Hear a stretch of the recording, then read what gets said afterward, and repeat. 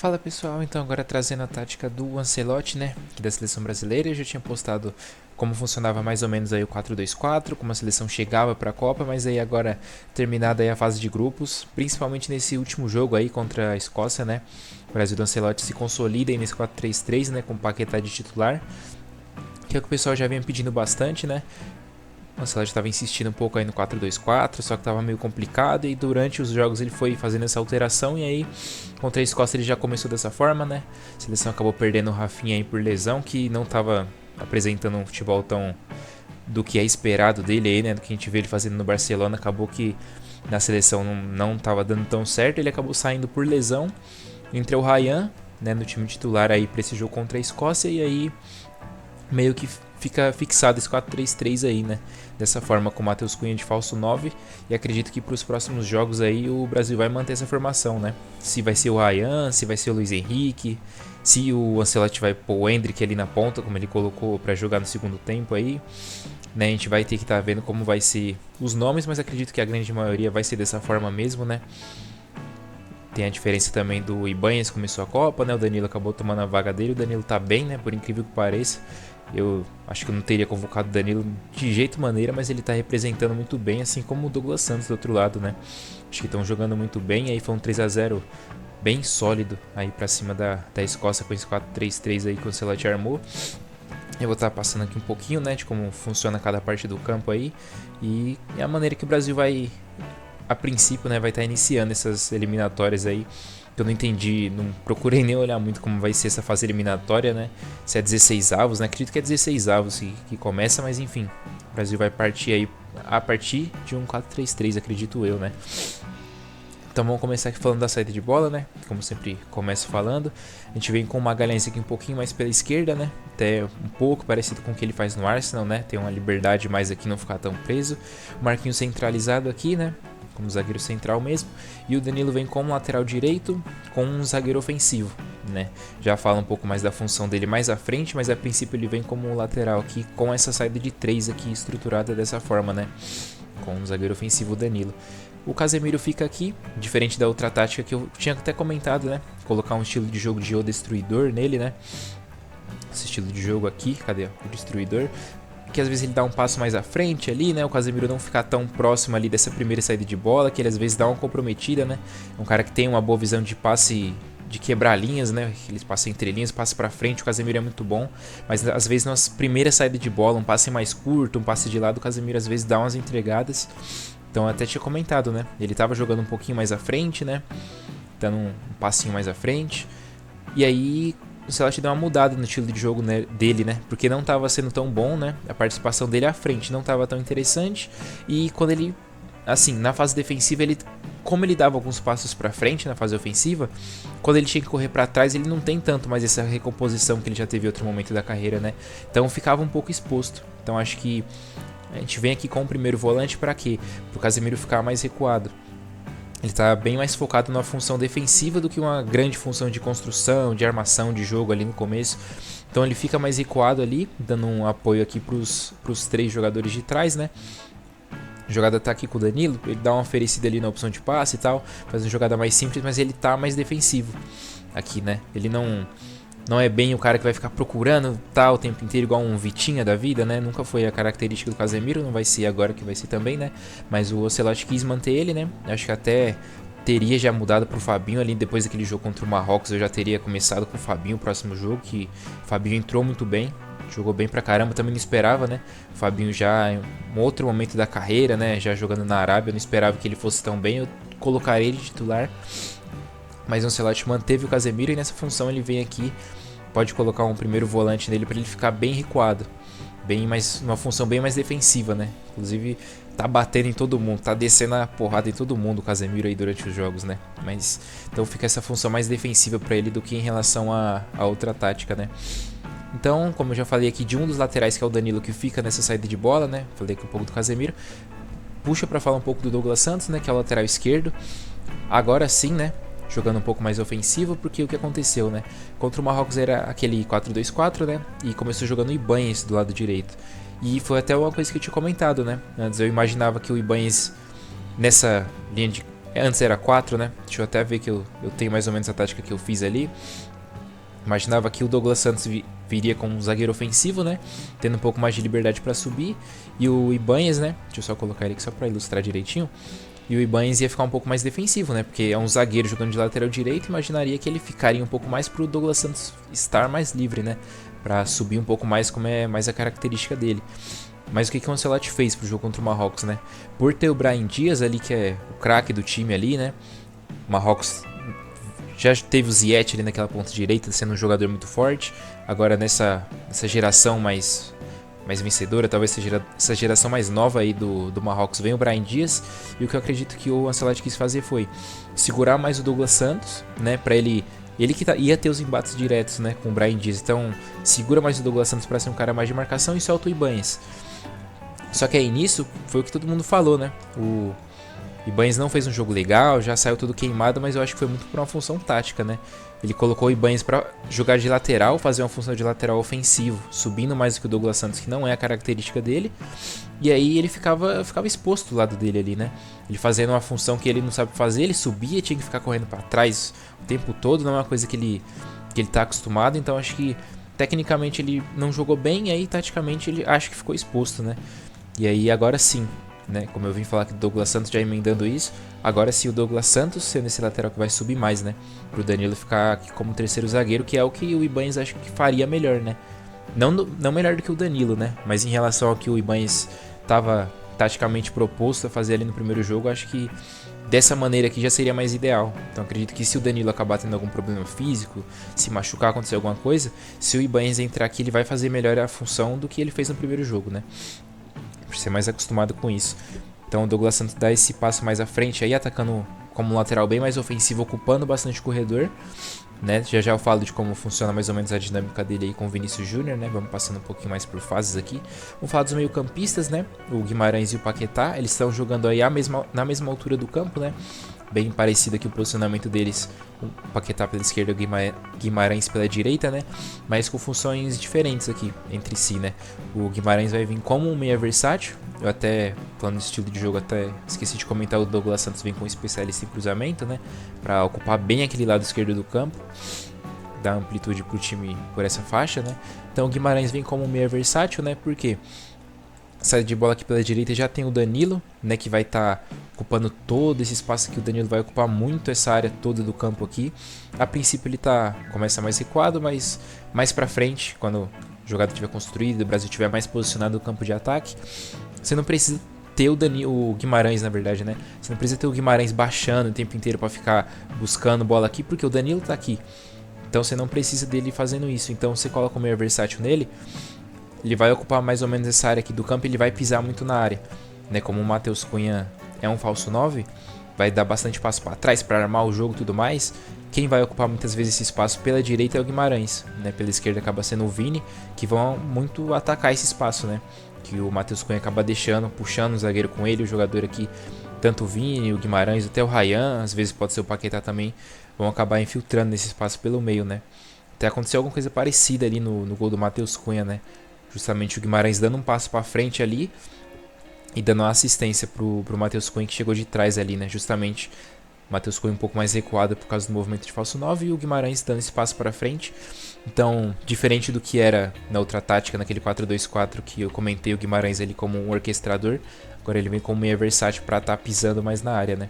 Tendo esse movimento um pouco mais dessa forma, mas também não deixando, né, de fazer que a característica dele, que é apoiar a jogada ali também pelo lado direito. Ele pode dar um passo para trás também, então fica bem interessante essa movimentação dele.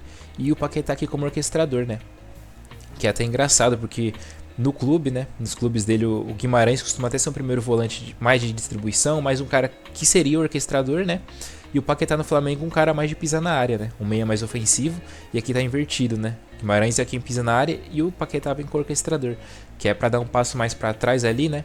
Como o Douglas Santos vai subir bastante, como o Vini fica numa posição mais avançada aqui, o Paquetá tem a liberdade de baixar e fazer isso daqui, né? Ocupar esse espaço, muitas vezes ali numa primeira saída de bola, que é pro Douglas Santos poder avançar mais ali, sem o time ficar desestruturado nessa saída de bola. Então o Paquetá começa as jogadas mais por ali, mas também não deixa de ter a liberdade de ir à frente, né? Como eu falei, pode até pisar na área e também, né? Jogador de bastante último passe aí, tá jogando legal. Paquetá parece estar sem pressão, né? Por ele estar jogando no Brasil, achei que talvez fisicamente ele não ia estar tão legal, talvez, como eu poderia dizer, tecnicamente, por ele não estar enfrentando os adversários europeus ali o tempo todo, como ele jogava na Premier League. Achei que ele ia estar um pouco sem confiança, talvez, de ter o futebol mais ele mesmo, né? Desenvolver o que ele sempre fez aí no futebol. Mas ele tá mandando bem, tá jogando muito bem, tá solto, tá cheio de drible, né? Tá dando chapéu, dando caneta, deu uma caneta da hora no último jogo aí, só que depois ele errou um passe, mas tá jogando legal. O Paquetá vai ter essa função aqui de orquestrador. E aí partindo para falar aqui dos 3 atacantes, né? Que vão se associar muito ao que fazem os outros jogadores, né? Começar aqui pelo Ryan, bem como ala produtivo, vai começar as jogadas mais aberto ali pela direita, né? Ele que começa dando essa amplitude aí pro Brasil na direita. Só que ele não vai ficar limitado só a isso, né? Ele não é um ala, ele é um atacante, né? Jogador que vem muito da direita para dentro. Então muitas vezes ele vai começar por aqui, mas ele pode infiltrar nesse espaço aqui, principalmente em situação de contra-ataque, né? O Brasil acaba roubando bastante bola no campo de ataque, ele pode fazer esse movimento aqui. Como eu falei, né? O Matheus Cunha como falso 9, então libera muito esse espaço. O Ryan pode passar, e quando ele passar, o Danilo vem com o zagueiro ofensivo justamente para ter esse tipo de movimento de ultrapassagem, né? Então quando o Ryan estiver mais centralizado, não estiver ocupando aquele espaço, tanto o Guimarães quanto o Danilo vão avançar e ocupar esse espaço, né? Deixa eu deixar o Ryan mais ou menos onde é que estava antes. Então, por isso que o Danilo não fica como zagueiro defensivo, aqui como lateral, né? Para ele ter essa liberdade de subir, aí tanto por dentro, tanto por fora, né? Como acabar a jogada precisando mais dele. Então o Ryan começa mais aqui aberto pela direita, mas vai pisar bastante na área também, cortar para dentro, né? Não vai ficar limitado a só jogar aberto não, né? Tem que ter essa característica. Um jogador de 1,85, de muita finalização, um jogador muito decisivo aí no Vasco, começando muito bem no Bournemouth da Inglaterra também. Então ele tem que ter essa participação mais de pisar na área. Então partindo para falar do Vinícius Júnior, né? Grande destaque aí da seleção. Como eu comentei antes ali, talvez algumas mudanças que eu teria feito, né? De talvez começar com o Fabinho, alguns jogos e tal. Pro início da Copa, eu nem teria começado com o Vinícius Júnior, sou sincero, né? Pro bem e pro mal, né? Se eu fizesse alguma mudança aí que deu certo, eu falo. E se alguma coisa que deu errado também eu falo. Porque o Vinícius Júnior tava muito mal aí. Nos amistosos ele até deu uma recuperada aí de confiança e aí começou muito bem a Copa, mas ali antes, se eu tivesse postado aquele estilo de vídeo que eu faço de que tática que eu faria pra tal time, né? Como eu já fiz algumas vezes aí. Começaria com o Martinelli na ponta esquerda, inventaria outra tática aí, porque o Vinícius Júnior tava muito mal. Mas aí eu teria quebrado a cara, né? Porque ele tá sendo o melhor jogador da seleção e o mais decisivo, jogando pra caramba. Então ele vem com um lateral móvel aqui, tá fazendo uma função até diferente do que ele fez com o Ancelotti no Real Madrid, né? Que muitas vezes era um Vini a princípio ali, né? Por exemplo, a gente tá comparando um 4-3-3 com um falso 9 aqui, né? Quando o Ancelotti fez o 4-3-3 com o falso 9 no Real Madrid, foi quando ele ganhou a Champions ali, se eu não me engano, em 2022, que ele tinha o Vini e o Benzema na frente, né? Então o Vini começava mais aberto ali, iria ser um ala produtivo aqui, né? Se eu fosse replicar aquela tática do Ancelotti, era um Vini mais aberto, né? Jogava mais aberto, jogador de muito drible aqui. O Vini vem mais como um segundo atacante, né? A gente pode considerar ele um segundo atacante pela esquerda, praticamente. Ele vem com o lateral móvel, mas ele vai jogar muito por dentro, ele vai dar muito esse passo pro meio, né? Então, o Douglas Santos, com especialista em cruzamento, vai ocupar todo o corredor esquerdo. O Paquetá ajuda na saída de bola, na distribuição, ocupando espaço ali pelo meio também. Mas o Vini Júnior é muita infiltração ali por dentro, muito ataque às costas da defesa adversária, né? Um jogador que vai estar ali atuando nessa área do campo, que é um jogador para decidir, né? Então ele vai estar muito na área de finalização. O que for para acontecer de finalização de jogada criada pela esquerda ali é pensando no Vinícius Júnior para finalizar elas, né? Para estar separado ali para jogada de mano a mano, superar o adversário em velocidade aí. Então, muito interessante aí o Ancelotti colocando o Vini para jogar bem próximo do gol, né? Para ser realmente o jogador decisivo da seleção. Tanto que, se eu não me engano, eu dei uma olhada no mapa de calor aí. Mapa de calor não, mapa de posicionamento médio dos jogadores aí dá pra... Eu acho que eu até consigo colocar aí na edição do vídeo. Vocês vão ver como até o Matheus Cunha, que é o centroavante, até o Ryan, que é o ponto direita, eles estão mais recuados, né? Um pouco mais atrás, e o Vini tá bem lá na frente. Então, porque o Vini é o cara que vai estar realmente bem à frente, né? Ele é o mais atacante, né? O atacante mais adiantado da seleção. ofensivamente e defensivamente, né? Mais tarde eu passo para falar um pouco mais da fase defensiva, que o Vini também fica como jogador mais adiantado. Mas aí só finalizando aqui a fase ofensiva, né? O Matheus Cunha com armador criativo e segundo atacante, né? Depois eu mostro as instruções avançadas, tá com o falso 9 ativo. Então gostei bastante de jogar com o Matheus Cunha assim, acho que replica bem o que ele tá fazendo na vida real, que não é um atacante de área, né? O Matheus Cunha é um 9, é um 10 ali, né? Então não é só um atacante de área, não é só um atacante finalizador, de ficar ali na área, por mais que ele tenha muita estatura, não é um cara de ficar na área para cabecear a bola, né? Um jogador que vai dar muito espaço para trás, vai se juntar aqui às vezes aos meias, vai cair pelo lado para associar aqui com o Ryan, com o Vinícius Júnior, para criar espaço para os outros jogadores. Então ele tá sendo um jogador aí fundamental, né? Mas o pessoal implicou bastante aí, pô, o Matheus Cunha com a 9 da seleção, o cara não faz gol, mas aí tá calando todo mundo, né? Querendo ou não, o pessoal criticou muito e ele tá entregando muito resultado aí contra o Haiti. Eu, pelo menos, interpreto que o Brasil não começou bem o jogo, né? O Haiti tava chegando às vezes, é uma coisa que não pode acontecer, né? O Brasil tá tomando ataque do Haiti, fica tomando susto. Então o Matheus Cunha arranjou um gol ali, jogadas muito técnicas, muito inteligentes dele, né? Um jogador muito técnico, muito inteligente e sendo decisivo aí, né? Então, dando confiança para a seleção, fez mais gol aí contra a Escócia, tá chegando muito firme aí, então não sei quem a gente vai enfrentar, né? Holanda, Japão, enfim. Mas aí tem que ficar muito de olho no Matheus Cunha, que ele tá numa fase muito boa. Aí, né? Então essa função de falso 9 com um armador criativo, né? Parecido com o que já era na primeira tática ali do 4-2-4, só que agora ele tá centralizado, né? Não tá tão caindo pela esquerda como era com o Rafinha. E até posso puxar aqui pra fase defensiva emendando falando do Rafinha também, né? Que antes, quando a seleção jogava no... Deixa eu ver se até se parece aqui. Não vou conseguir emendar isso não. Mas aí a seleção marcava no 4-4-2, né? Quando era aquele 4-2-4 que era Vinícius Júnior, Matheus Cunha, Rafinha e o Luiz Henrique. E o Matheus Cunha muitas vezes era deslocado para marcar como meia esquerda, né? Pro Vinícius Júnior ficar mais à frente. Só que aí, como não tem mais o Rafinha, agora tá com o Ryan, tá com o Paquetá, o Matheus Cunha pode ficar mais à frente. O Brasil forma esse 4-4-2 aqui, né? O Guimarães ficando aqui numa dupla de volante aqui junto com o Casemiro e o Paquetá vindo para meia esquerda, né? Sai dessa linha de meio campo para defender um pouco mais aberto ali, apoiando o Douglas Santos. O Ryan volta para marcar também e o Vini Júnior fica mais à frente aqui com o Matheus Cunha, né? Posso até puxar para falar aqui do pivô contra-ataque, né? Passar rapidinho falando dessa parte, já que não tenho muito uma ordem para passar pelas instruções, mas eu sempre mostro um pouquinho de cada uma, mesmo que não tenha tanto uma sequência, uma ordem aí. O Vinícius Júnior com pivô contra-ataque, né? Que é para ele ficar mais livre, né? Ali na fase defensiva, como dá até pra ver no desenho aí. Como eu já falei em outras táticas aí sobre o Cristiano Ronaldo, o Messi, o Mbappé. Jogadores que vêm com esse pivô contra-ataque aí pra não ficar se desgastando tanto na marcação, né? Ficar mais focados ali pra fase ofensiva, pra puxar contra-ataque, né? Você rouba a bola, o jogador já tá bem ali adiantado. Ainda mais sendo um jogador de velocidade, né? Você consegue lançar ele em velocidade ali nas costas da marcação, que vai estar normalmente desestruturado ali, né? Você roubou a bola, o Vini tá lá na frente, você consegue aproveitar essa característica dele. E aí até inclusive, justamente por se poupar assim, né, nessa fase defensiva, ele conseguiu jogar os 90 minutos, né, contra a Escócia, né. Acho que o Ancelotti, por mais que o Ancelotti saiba 1 milhão de vezes mais de futebol do que eu, né, o cara muito campeão, muito vencedor aí. Acho que ele mexeu mal no time aí, né, pelo menos como torcedor eu acho que ele mexeu meio mal. Acho que ele tinha que ter tirado o Vini ali já com uns 15 do segundo tempo, deixa o Vini descansar, evita qualquer tipo de lesão de os caras dar pancada no Vini, perder ele aí pro resto da Copa, sendo que o jogo já tava meio que decidido ali, né?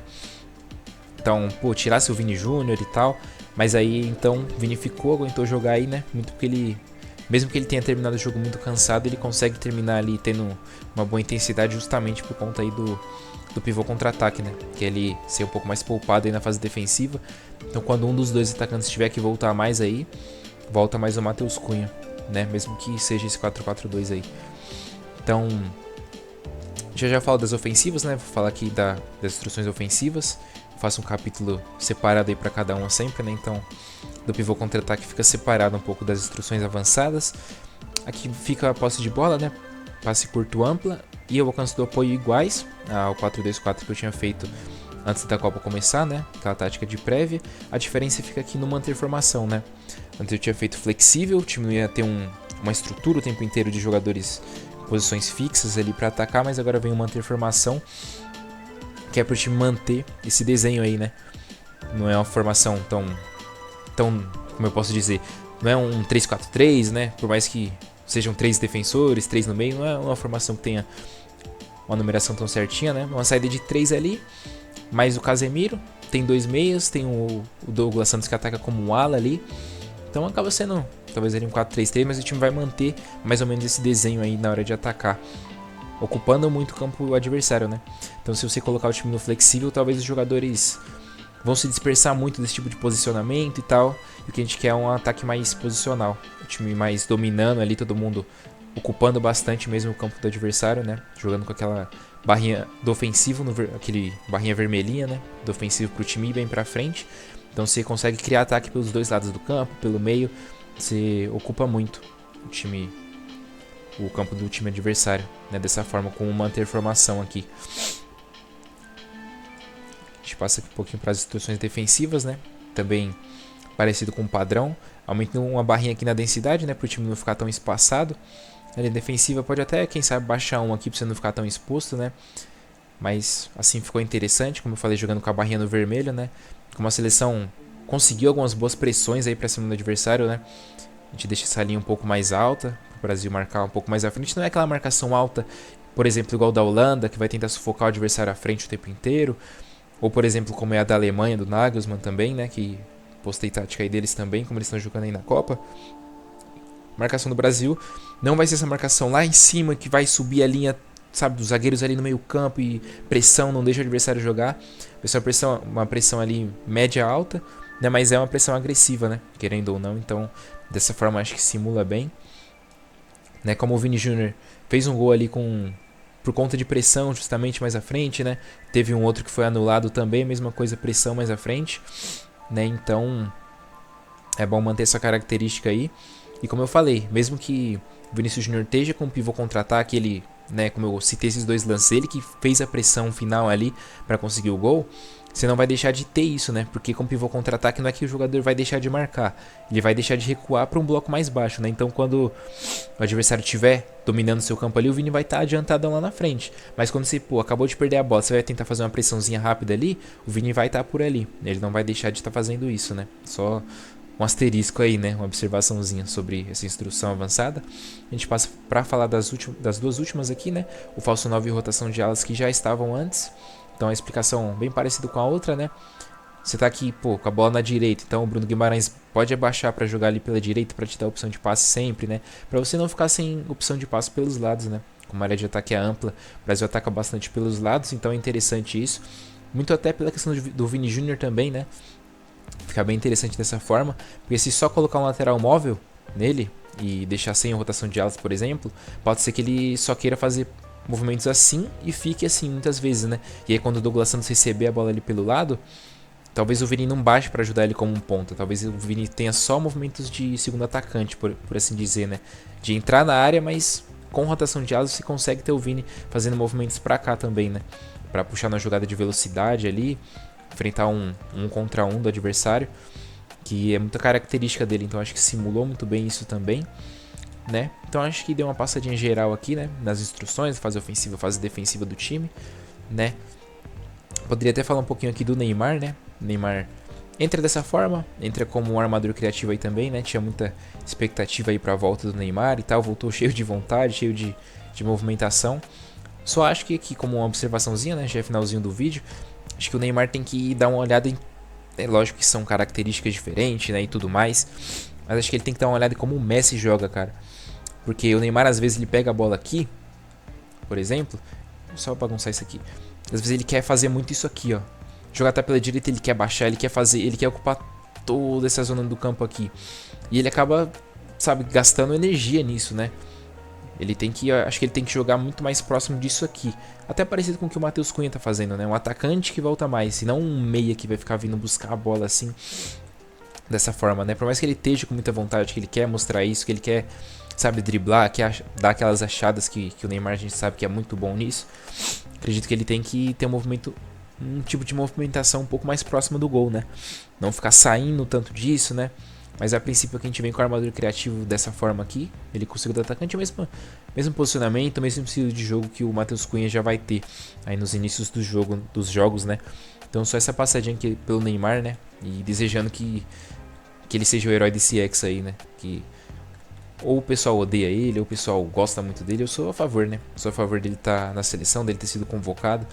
Espero que é um jogador diferente, né? É um jogador igual ao Messi, igual ao Cristiano Ronaldo. São jogadores que, independente da idade, os caras estão jogando, eles são muito diferentes, são muito históricos. Inspira, né? Tanto a torcida aí ver ele jogar, né? Torcedores até de outros países torcer pelo Brasil por conta dele, né? A gente vê aí quanto torcedor brasileiro ou de muitos outros países aí torcem pela Argentina por conta do Messi muitas vezes. E a mesma coisa acontece com o Neymar, né? Então, vai ter a Argentina torcendo pro Brasil. Se a Argentina sair fora, vão torcer pro Brasil por causa do Neymar da mesma forma. Né? Por mais que muita gente diz que não, mas tem sim. Acontece sim. E de muitos outros países por aí, países africanos, países de qualquer outro continente aí, os caras vão torcer.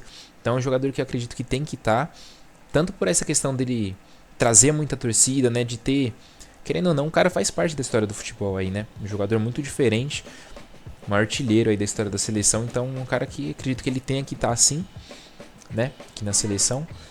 E aí vamos ver, né, como é que vai sendo o posicionamento dele aí nos próximos jogos.